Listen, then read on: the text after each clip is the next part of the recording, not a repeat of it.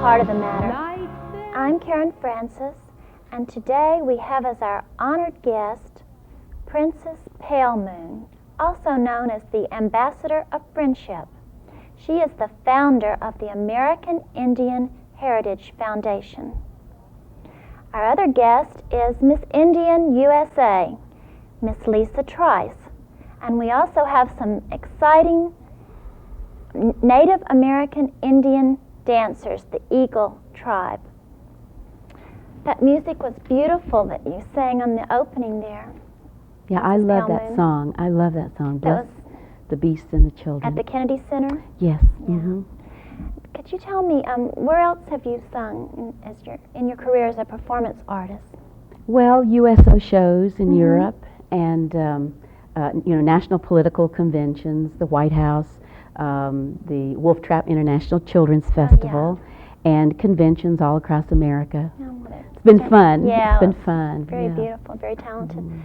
Oh, well, how did you happen to get your name, this title of Princess Pale Moon? In the Indian language, it's Winyan Sahanwi, and Princess Pale Moon was given to me by my grandfather, who was Chief Alfred Van of the Ojibwa tribe. And in a name-giving ceremony, he gave me this name, and he said, the moon is a dead object. It doesn't have any light of its own, but it's a beautiful reflection of the sun on a dark night. And he said, I want you to be like the shining moon, which means pathfinder or reflection of the sun. And at first I thought it was just a very beautiful name, and I loved it, but I came to know later, after his death, how much responsibility is attached to being a pathfinder. Yes, you've certainly done that in your life, and with the founding of the American Indian Heritage Foundation that you're now president of, right? So could you tell me, why did you start this foundation? First of all, there are so many needs all across America among our tribes. There are over 550 tribes. Most are federally recognized, some are not. Some are state recognized tribes. And some are small bands and clans that are not recognized by anyone as being Indian, but they all have special needs and special goals and aspirations, just like other people do. And in my singing career, I would mention many times to an audience that I was going to be shipping some blankets next week up to the Sioux in Dakota, or in Montana to the Crows or the Blackfeet, and people would slip me money to add a few more blankets to it. And I gathered about 1,200 names of people who were interested and were helping me on a continual basis. And I decided it was time to start a charity, a national charity for American Indians that would serve Indians of all tribes. And that's how it began. When was that? In 1973. Oh, so it's been over 20 years now. Yes. What are the purposes of the organization? First of all, to serve American Indian people in their greatest need, whether it's health or education or emergency relief, whatever it is. And secondly, to educate the non-Indian public, to build bridges of friendship, and we can do that when we understand one another better. And so it's just to share the culture, try to keep the culture alive through performances just as today with the dancers and with Miss Indian USA.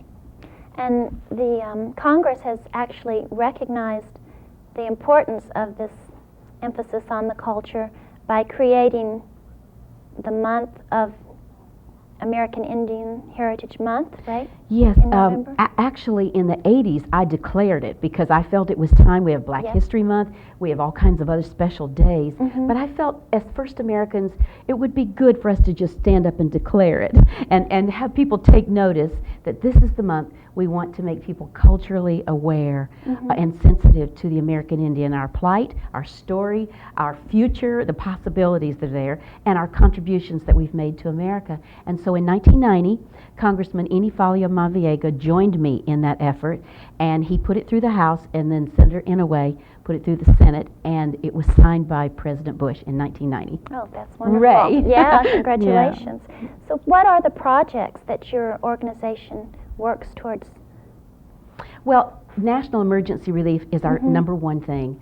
And secondly, public information, making people aware. And we have an Artists for American Indians program. Some of the major artists like Marisol, Rauschenberg, Sam Francis, Lichtenstein, many of them have donated works of art to us. And with the funds from selling that art, we're able to help our scholarship fund and our emergency relief. That's one of the major things we do. Do you have any upcoming events where you will be selling some of these prints or posters, such Yes. as the ones we have on the set today? Yes, isn't this beautiful? This is Yeah. by John Nieto, and he's a very special artist to us. This is the poster for the month I see. that we're celebrating. But on December 17th, at the Falls Church Recreation Department, we're having a big sale, a big arts and crafts sale. So there'll be Indian dancing, Indian arts and crafts, Indian food, and of course some of these major works of art as well. If the public wanted information about your organization, what number should they call? Very simple, 202 Indians. Yeah. And I hope they will call. Yeah, that's good. Okay, well, I think one of the programs that you had mentioned to me earlier is that you have a lot of emphasis on education, and you've created a pageant that tells us about that? Or- Yes, we're trying to get away from the word pageant, Oh. but we're trying to call it the Miss Indian USA Scholarship Program. Oh, I see. And of course, our crowning night is our ceremonial. That's our crowning night.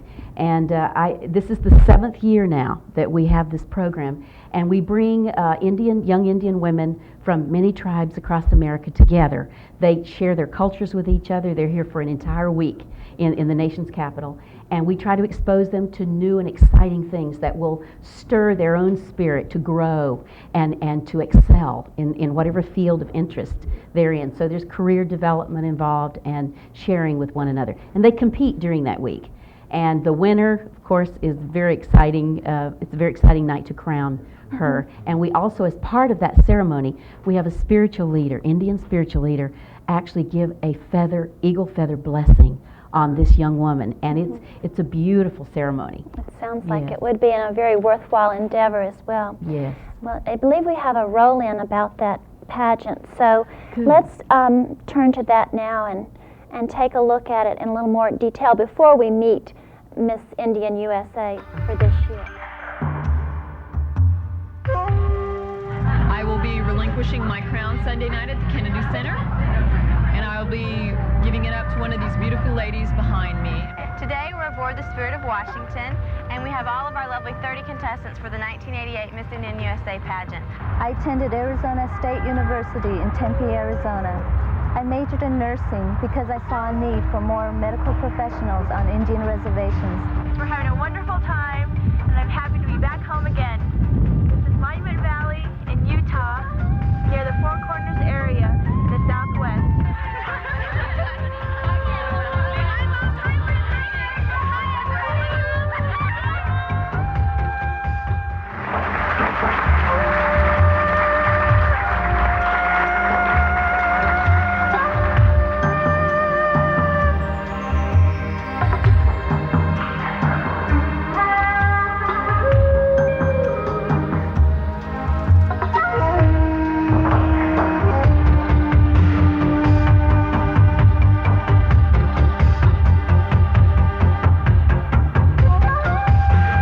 Now, ladies and gentlemen, should the title holder at any time be unable to fulfill her duties as Miss Indian USA, the first runner-up will wear the title and complete the year's reign. And the first runner-up is number 11, Jolyn Carey. And our 5th national Miss Indian USA is Laura Sigwing.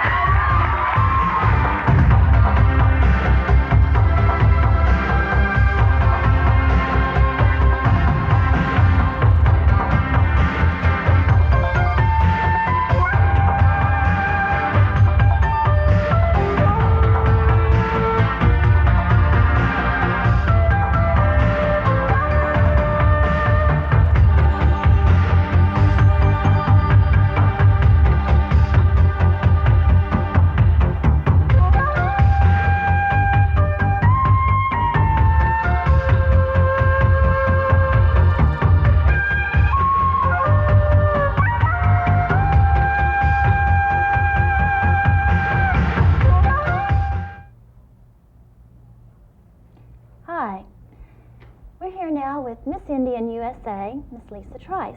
Glad you could be with us today, Lisa. Thank you very much. Could you tell us a little bit about what qualifications you had to have to enter and win the Miss Indian USA pageant? Yes, it was held this past March during the second week, and I was actually crowned on the 12th. And to be a contestant, you must be between the ages of 18 and 26, single, of course, and high school graduate, and then, of course, be Indian descent. But the American Indian Heritage Foundation does not believe that the federal government should say who is or who is not an American Indian. Therefore, you do not have to have the white card or the CDIB card, but you must have a tribal endorsement letter from your tribe.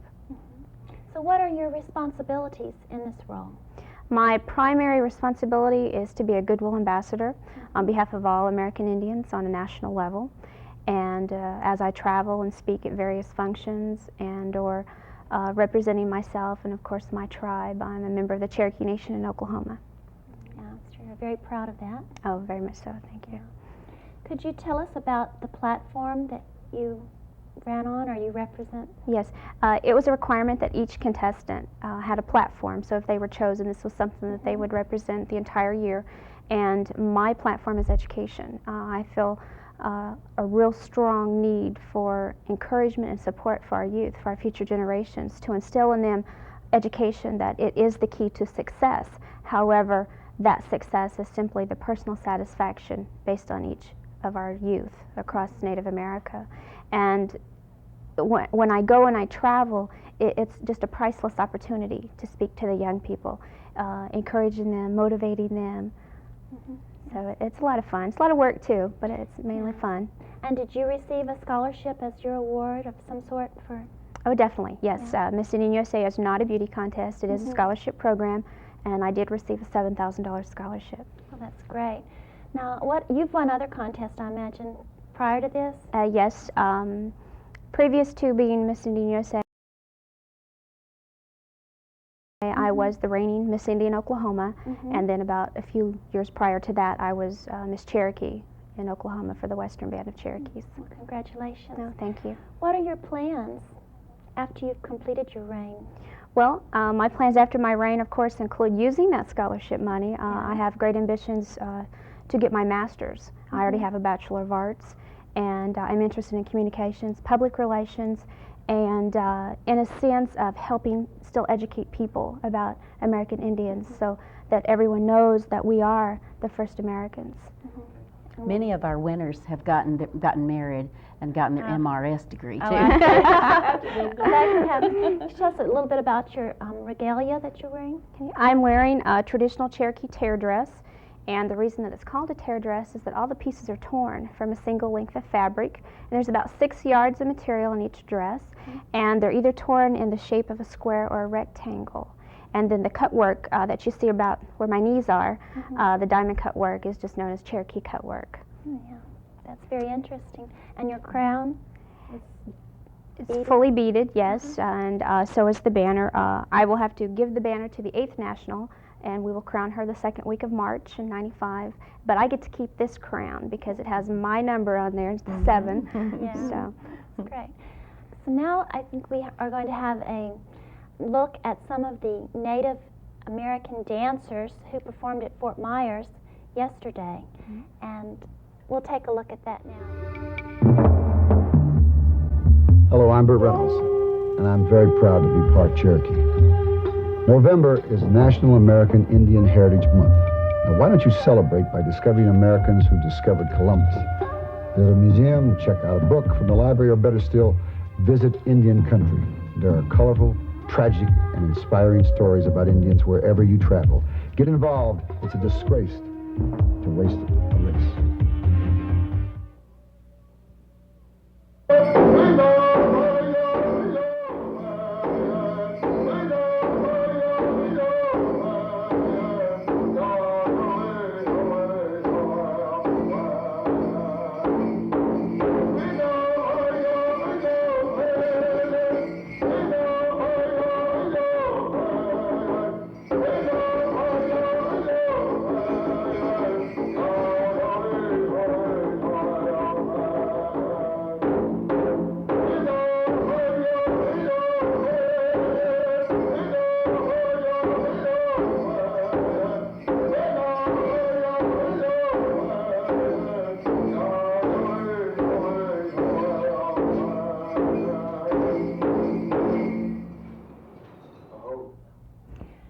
That was so exciting.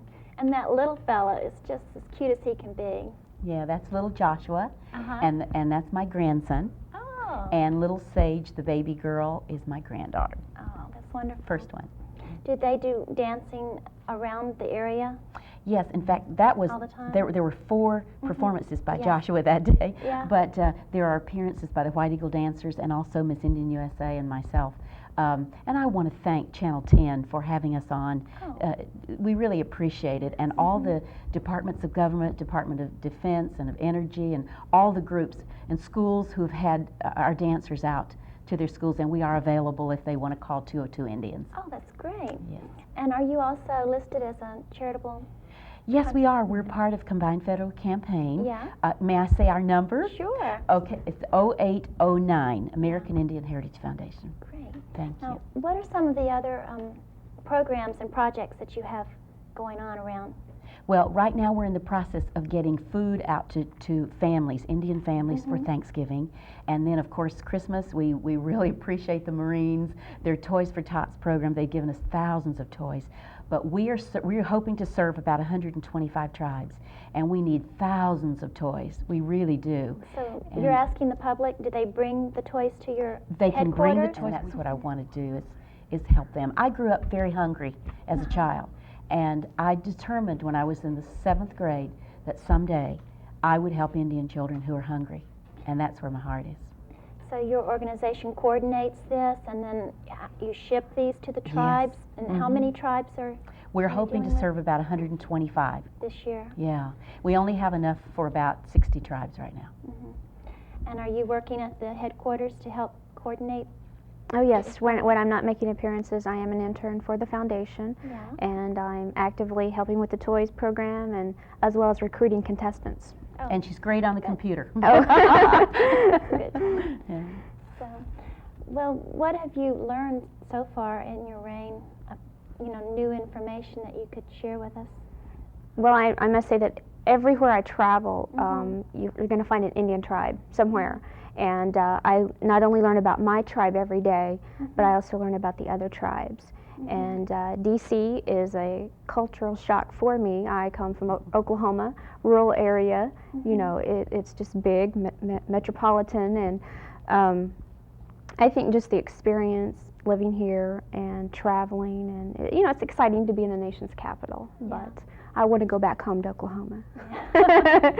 Well, what's the message that you like to leave with people that hear you talk about the Indian culture? Everyone to realize that we do have a culture, we are respectful to others, but yet I think that there's a lot of recognition that still needs to be recognized on behalf of my people.